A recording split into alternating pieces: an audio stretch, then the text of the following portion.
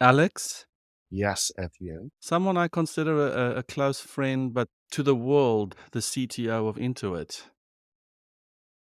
Our friendship also started when you were, was it chief architect or before that?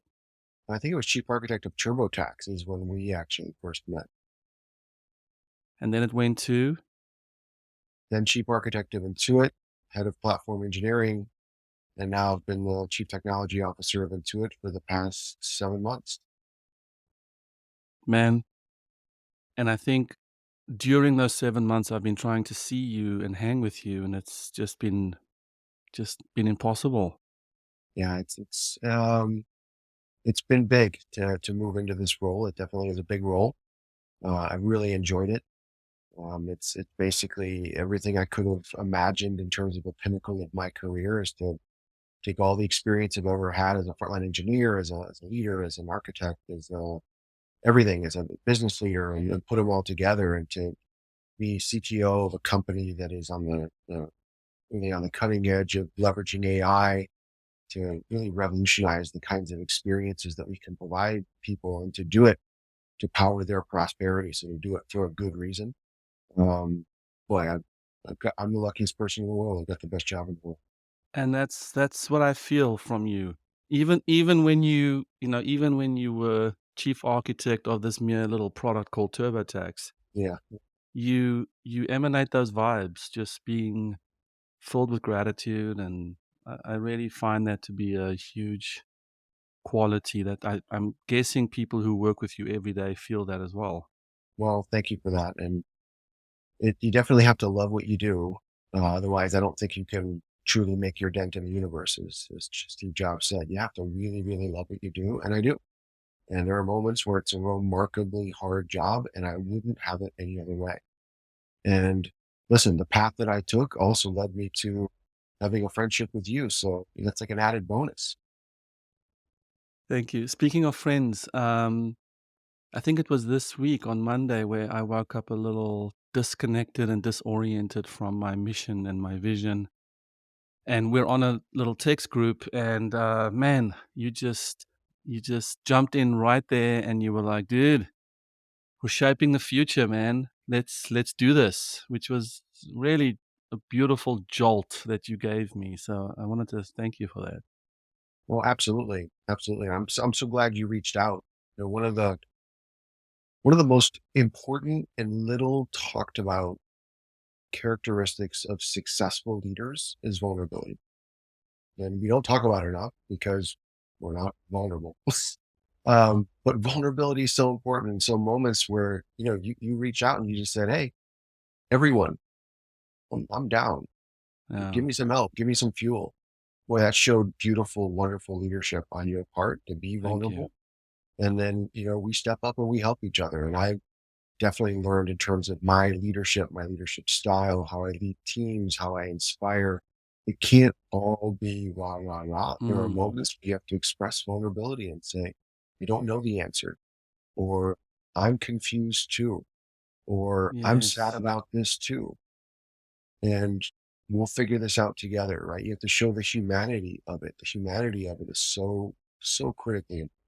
Yeah. The self-talk I felt afterwards where, "Oh, man, this group is gonna see me complaining," and, it's just very interesting in the moment when I shared my own vulnerability, and this is not a random group, this is a handpicked group that I'm in, and I'm just surprised at how in the moment when I was sharing, I felt that, sort of that vulnerability, but then afterwards, I was like, "Oh, man, I shouldn't have said that," and what are they gonna think about me? And, it's just amazing how the self-talk, uh, it's hard to deal with the post one of my friends calls it the vulnerability hangover. Mm, It's that hangover you feel after you've shared something very deep. for sure, for sure. And especially based on, in this group, all of us who are, part of this amazing community that you put together, uh, our formative years in life were spent having all the answers. we're always the one that had all the answers. Um, and vulnerability means I don't have the answer. And in fact, so much of the development of a great leader and a great technology leader, especially, comes from undoing some of that programming, right? Like Mm, one of the big things that I've learned over the years is that, inquiry versus advocacy. So advocacy is easy for us. We grow up as technologists, as engineers, as whatever we are, right? And so I grew up in the software world. And what do I do? I advocated to the computer. I'm like, do this, do this, do this, do this. That's literally what programming is, right? So you take that person, you pull them out, and you're like, okay, be a leader. What's the first thing they're going to do? They're going to say, do this, do this, do this, do this, right? And yet the power of inquiry. Inquiry says, I don't know the answer. Just mm, asking a question and saying, I don't know the answer, boy, that's vulnerable, mm, right? And so that's why I'm saying there's so much power in vulnerability because you draw people in. And I actually had a really cool moment. I was up in Mountain View at the Mountain View offices of Intuit last week, and there was a team there that was having an offsite, and a leadership team that was having an offsite, on site, and our all day meeting. And one of them came out and said, "Oh, Alex, you're here. We were just talking about something for an hour that a couple of us learned from you." I'm like, "What? What was this?" And he said, "That thing where you said leaders can only do one of two things. You either take up space or you create space." hmm, And I said, "Yeah, that is something that I teach because when you're the leader of an organization, I feel you have to explicitly make the decision. I'm communicating right now. What am I doing? Am I creating space so that others can come in? Or am I taking up space by advocating something and making decisions or declaring a vision or whatever it may be? And you have to do both of those things. You have to do them at the right moments and you have to do them in the right balance. And so it's cool. Because sorry, this is a long way to just say that I agree with you, but the whole thing around vulnerability, right? Because part of mm, vulnerability is you create space. And then what did you do? By talking about how you felt in that moment, you created unbelievable space for others. hmm, That's why I'm saying that you were courageous because it would be easy for you as the leader of this group to go in and advocate. It's your group, right? You set it up, but you didn't. You created space. And that's a mm. wonderful leadership lesson. Thanks. Thank you, brother. Appreciate that.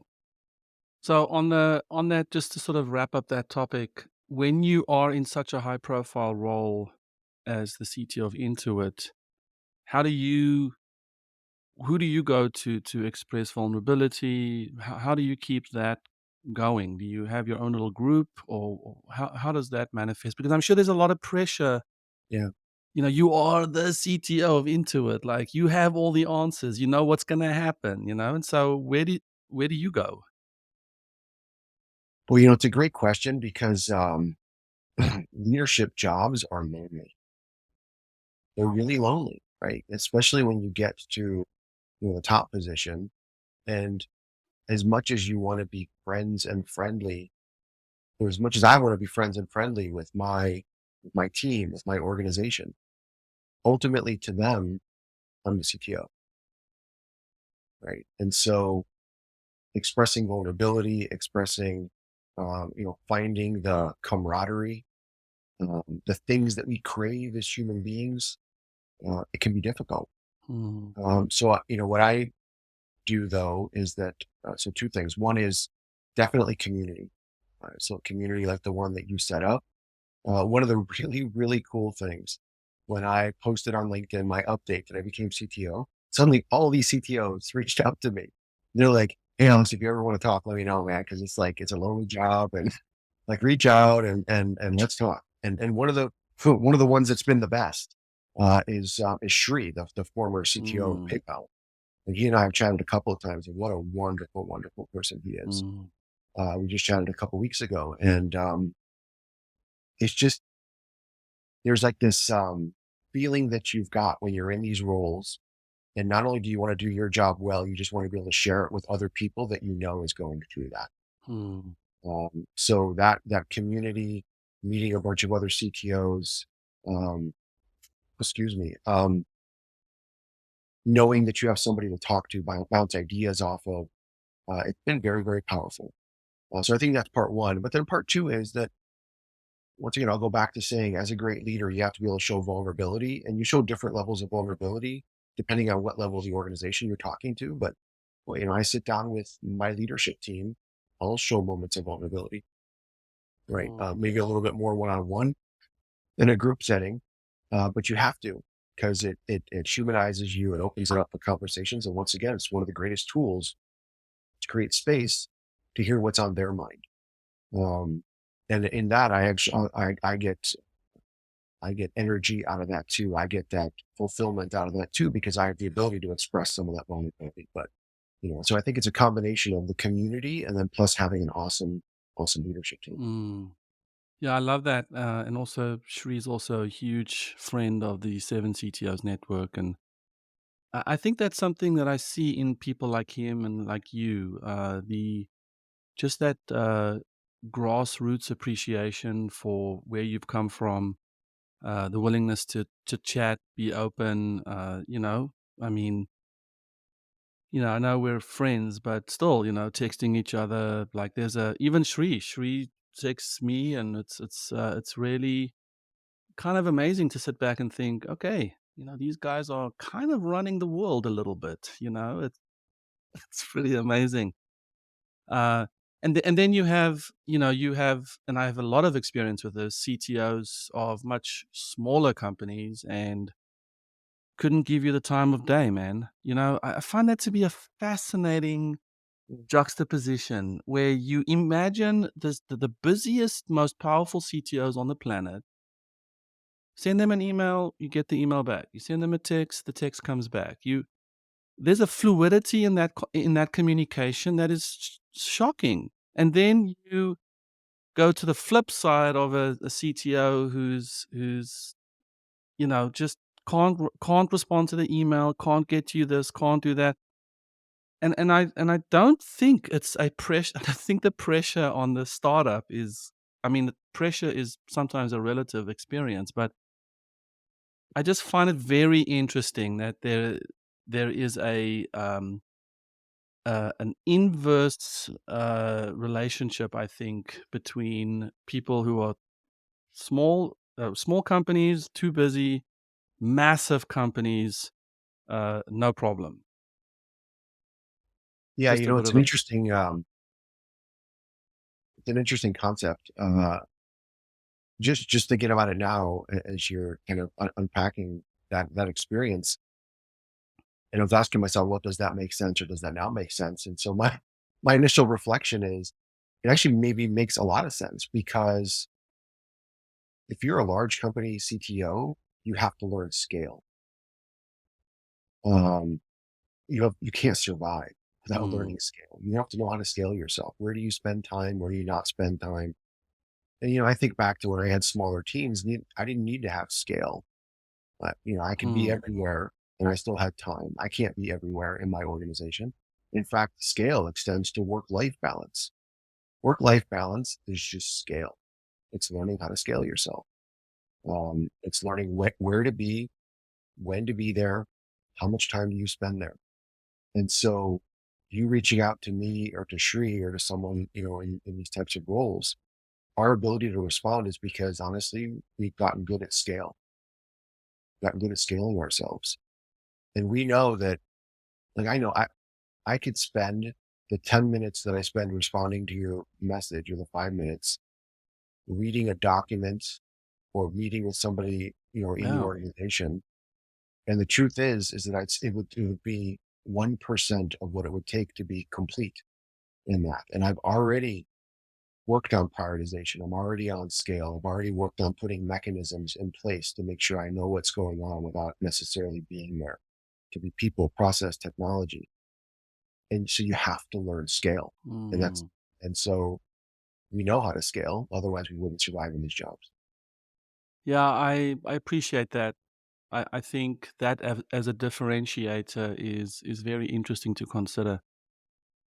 I have a lot of avenues I can go down there, but let me just get to our pre-recording conversation. You mentioned that you are hanging out with the CTO of the Clippers. Is that Yeah, George Hanna, an amazing person. He used to be the CTO of Disney World, Disney, and he a lot of the tech around Disney with the um, bracelet that you wear and you go out, and like that was all him and his team. So Hmm. amazing experience there, and he's been the CTO of the Clippers now for a couple of years, and we spent the past couple of years collaborating on Intuit Dome.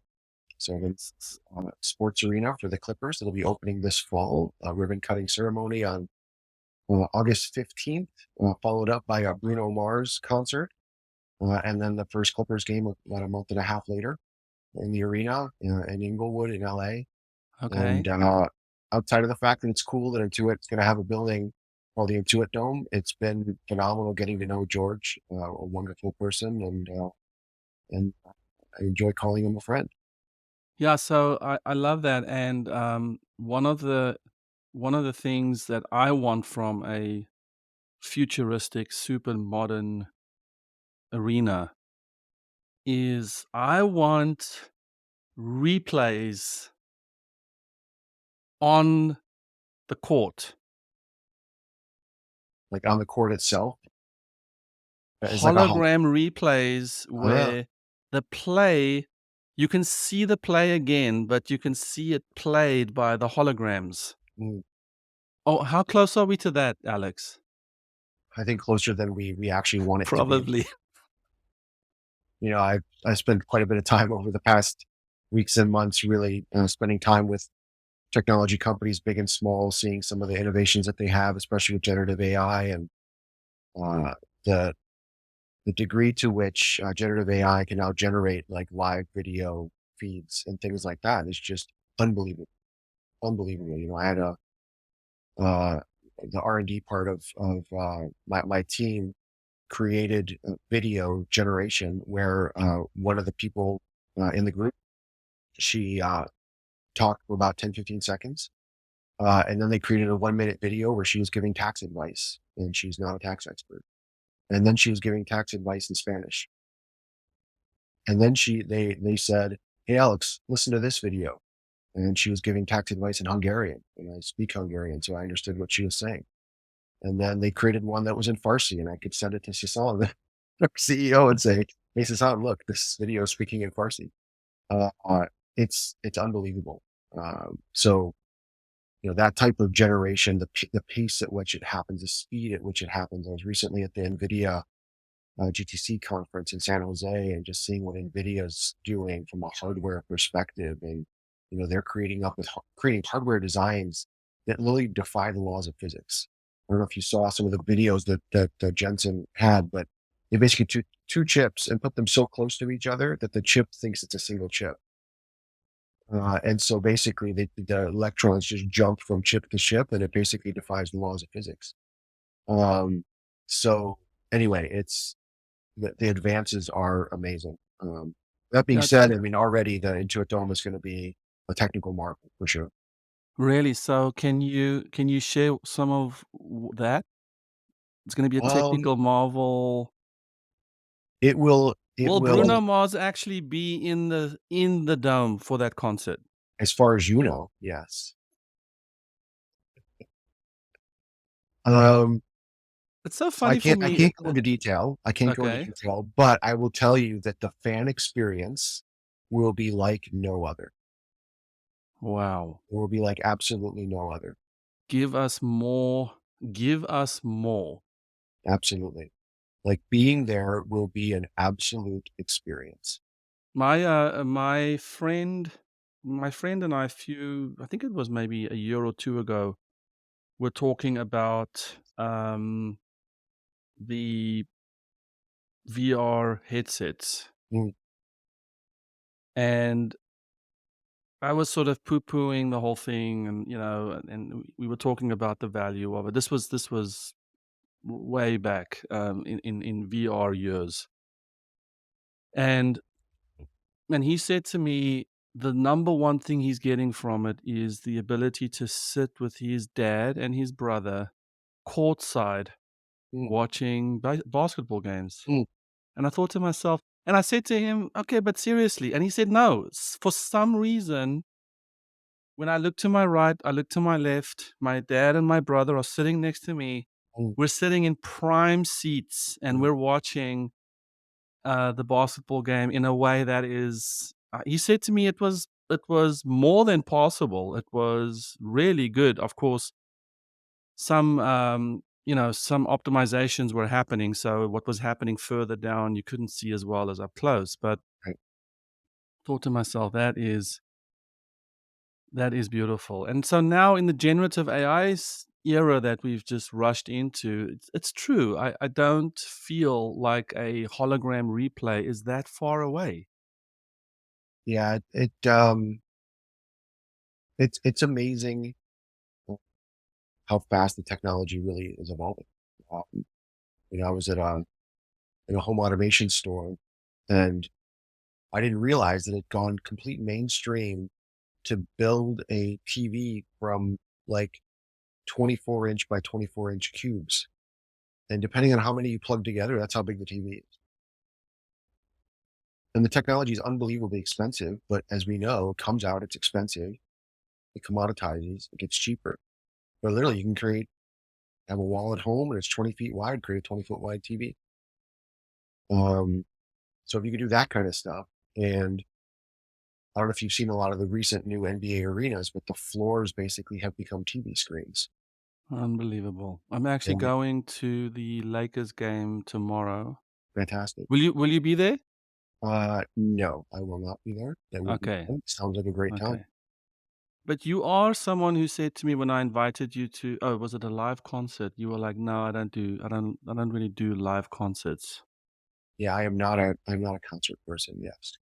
No. Maybe if the technology upgrades, maybe you'll be into it.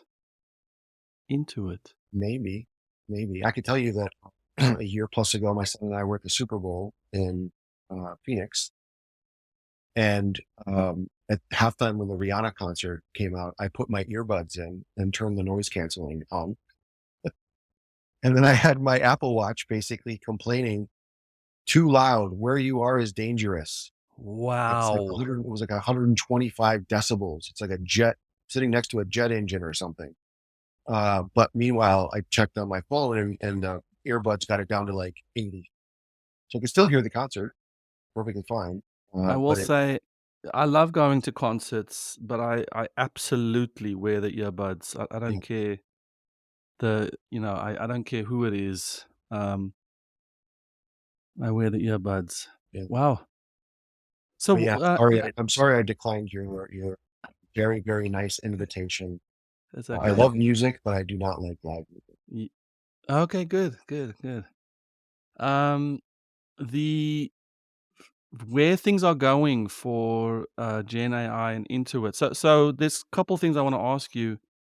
Obviously, as CTO, um, staying staying clued up on what's going on, not only understanding what's happening in AI land, but the ability to say, "Oh, this is enough of this is enough of a disruption that we have to embrace this," or "This is a disruption, but it's a distraction." Um, I'm imagining that there's a lot of pressure on the role of CTO, at a company like Intuit to kinda make those bets, understand the direction, work closely with your team to know what can and can't be done. So, are you I guess a question I would ask you that many CTOs feel is not only how to stay abreast of what's going on in what's gonna come down the pike a year or 2 from now, which feels like it's become impossible to sense what is gonna be the norm a year from now, but also to decide what to commit resources to and some context and time cycles to. How do you do that? Yeah. So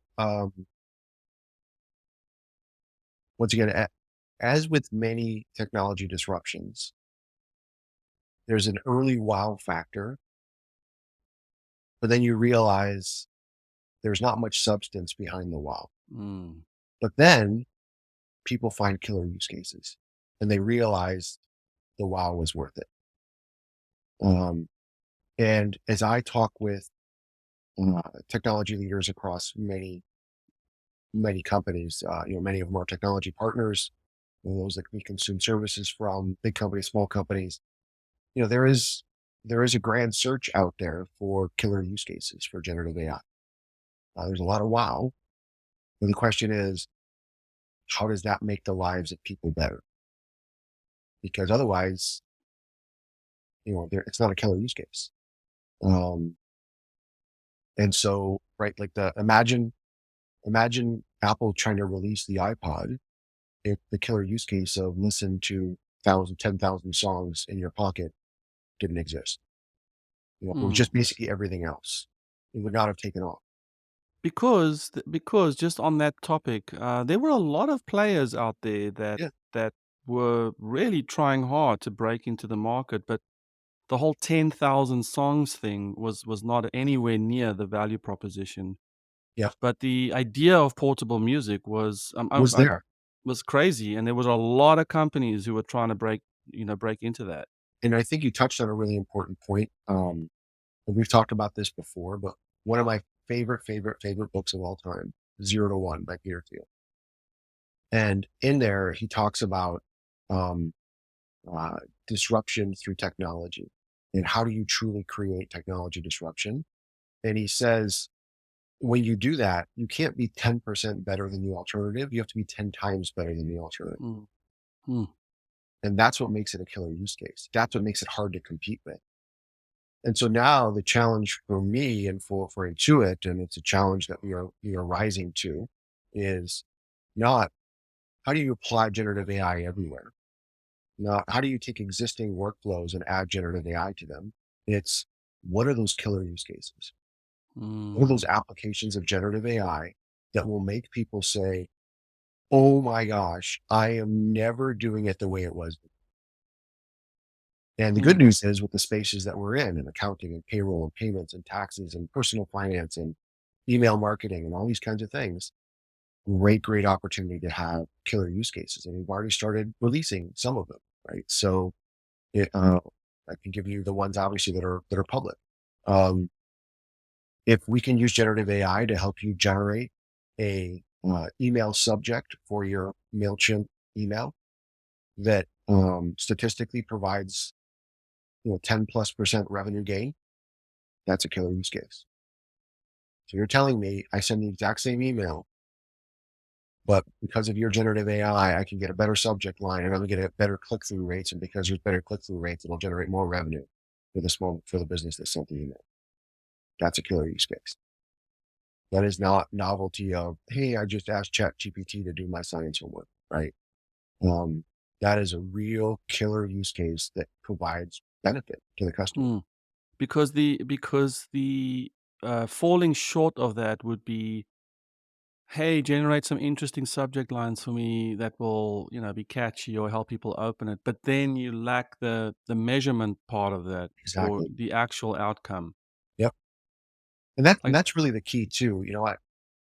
As Intuit has become a platform company, moving from a product company to a platform company, not surprisingly, as we made that transition, 5, 10 years ago, the first thing we did is we measured our success based on technology outcomes and the maturity of the technology, how fast we move as a technology team. And we're still measuring those things. But ultimately, whether or not the technology we did was right is measured by the business impact and not just the business impact, the customer impact. Does the customer actually want this? Is it actually making their life better? And one of the things that we learned from Amazon, Amazon really, they've got there's the book Working Backwards, right? The whole working backwards model at Amazon. And what that really means is you start with the customer and you work backwards from there. And in order to do that, you have to understand what benefit are you solving for? What is the customer benefit? And so at Intuit, we declared 7, 8 years ago that our customer benefits are more money, no work, and complete confidence. So no matter what mm, you do, you know that you're solving for, and you have to measure, did this deliver more money for the customer? Did this make them more confident? Or did this eliminate work? hmm. Because if we did, they're going to want this. And now we've got the lens of saying, and when you apply AI and generative AI, did you make it 10x better than the alternative? And if you did, and you can measure that in the benefit, boy, that's a killer use case. Hmm. Now that's very interesting. Are there other keep going. You said, the MailChimp subject line? Well, so there are um, so inside of TurboTax this year, um, if uh, the it used to be that you would do a review of your taxes, and if you uh, didn't do something correctly in one of the forms, it would say, "Hey, go back to step 23 of the 100-step interview and go fix it." And now with generative AI, you can basically say, "No, no, no, I'll figure it out. This data field is missing. I'll put it where it needs to go." Because it's not just about generating it for you, it's about generating it for the data model of the product and making sure you put the data in the right place once you get it from it, Mm. Mm. right? Yes, and I think as I'm listening to you on that, there is this issue of trust. So obviously, on a technical level, we're dealing with hallucinations, and on a customer impact, it is if I told, you know, if I told TurboTax to fix something in my forms, will it actually do it correctly? And I think and that's not just with Intuit. That's everywhere I go. Whenever I use generative AI, I'm just it's not always right, but it's also not always satisfactory. And it's having a decision point. Obviously, it's not a decision engine, but it's a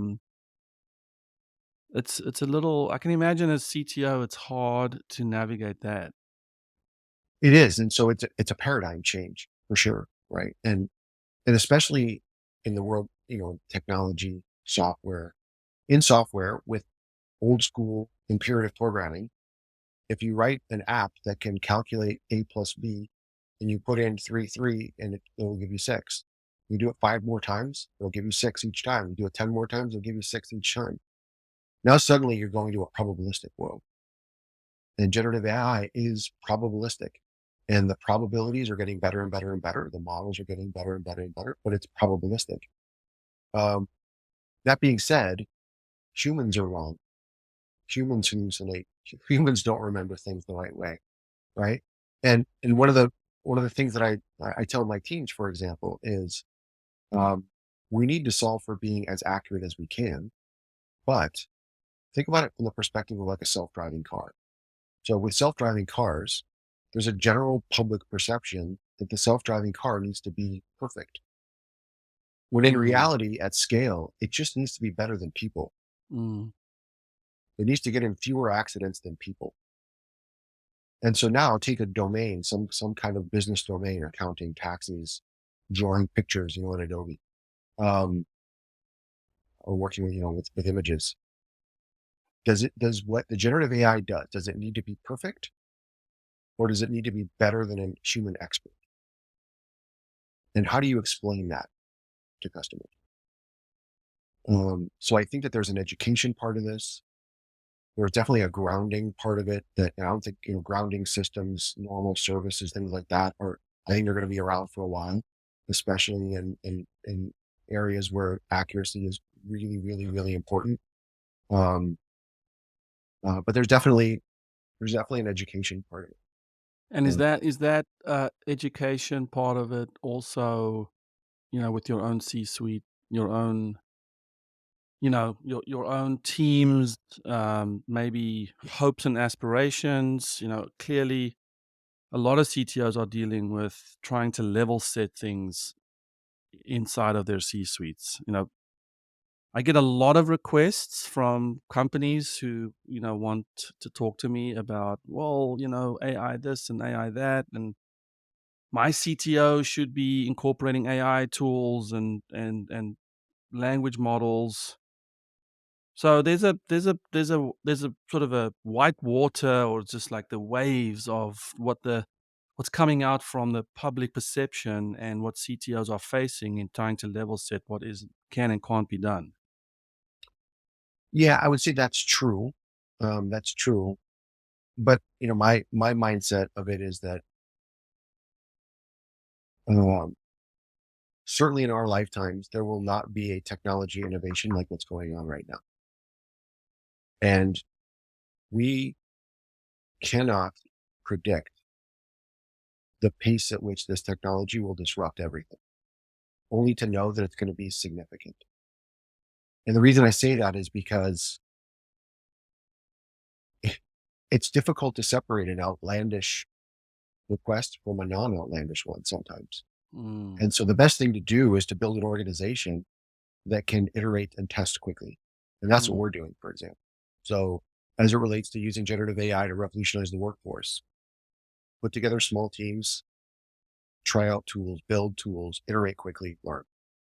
And don't worry about, is it even possible? Just do it, test, see what the outcomes are. And because the rate at which this technology is far exceeding our expectations is just unbelievable. I don't know if you saw that. There was I think a researcher who got early access to Google Gemini, and he put this tweet out there. I can't remember his name, unfortunately, where he took the rules from the NBA slam dunk competition, all the video from the NBA slam dunk competition, sent it all to Gemini in one request because you can send it so much information. It's like a million. I can't remember the term for some reason. Um, and so he sends it one request, and then he asked it the question, which of these dunks was a perfect score? And Gemini accurately predicted which one was the perfect dunk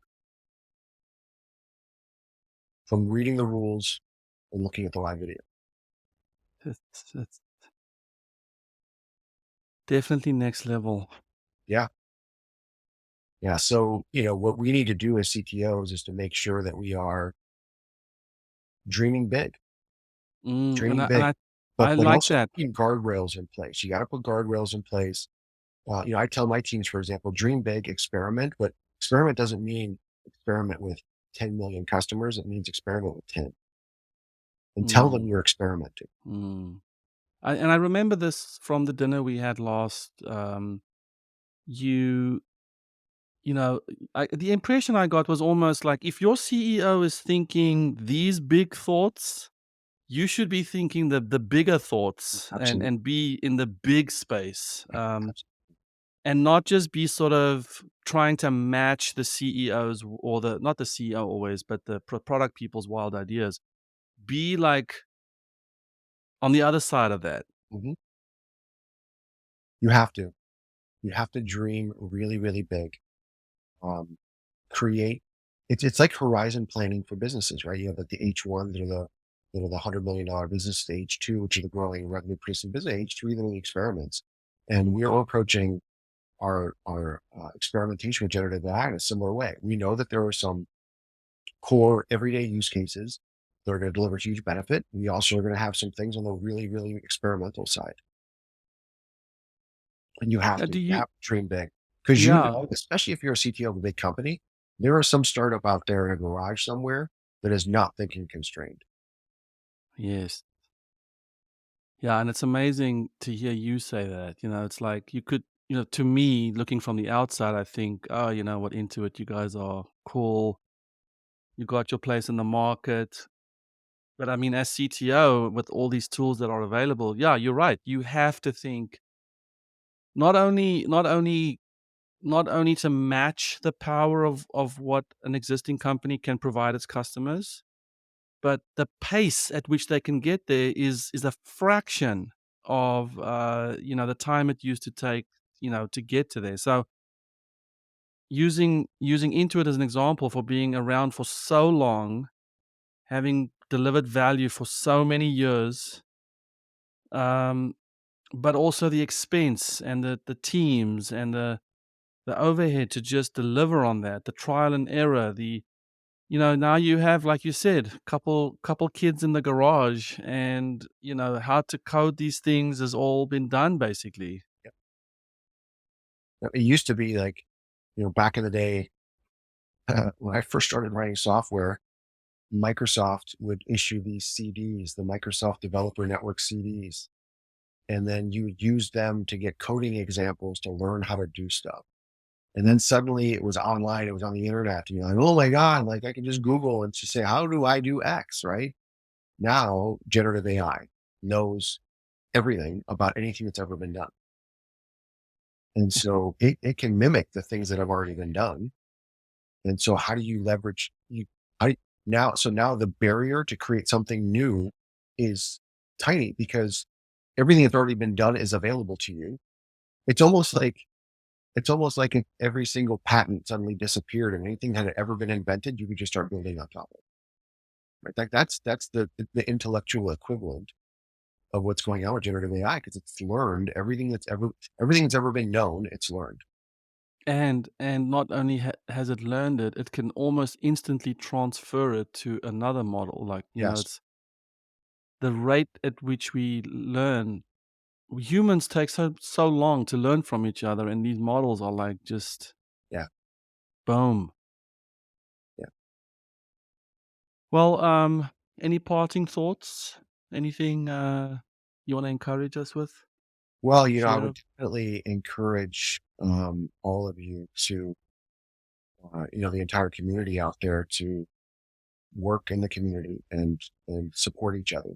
So, I love the fact that you started with that anecdote of uh, you reaching out and me responding. And thank you for the continued dinner invites you sent me. I said yes that one time, and I promise you I will say yes again soon.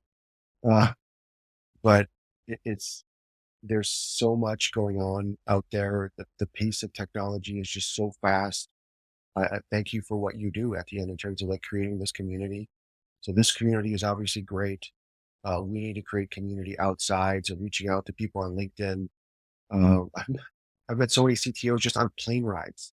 Hey, what do you do? I'm the CTO of Intuit. Oh, I'm a CTO of the. Oh, cool. Let's exchange information. So I encourage everyone out there, network, communicate, support each other, be vulnerable to each other, and then dream big. Dream big. At That's this that. moment in time, just if I can feel a little bit from that message that I sent you at the end, um, I firmly believe in people, and there are some bad people, maybe, but I firmly believe in people. I think people are intrinsically good, and we as technologists got into technology, and ultimately we love using technology to solve problems. But right now, with what's going on with this technology, with generative AI and everything else, we are in a moment in history where we have the opportunity to do unbelievable good. Hmm. And there are people out there who are going to use it to do bad. That's not us. Hmm. So we have the opportunity and the responsibility to do unbelievable good. And before I hang it up, I'm going to make sure that it's very, very clear to me that I had a role in doing unbelievable good. And for me personally, to power prosperity around the world, because that's what we do and do it. That's our mission. But everyone out there can leverage it to do something good. So step up, support each other. Let's go change the world. Beautiful. Thank you, Alex. That was amazing. Thanks for being with me, and hopefully we'll see you in the community soon. Yeah, looking forward to it. Okay, brother. Take care. Like,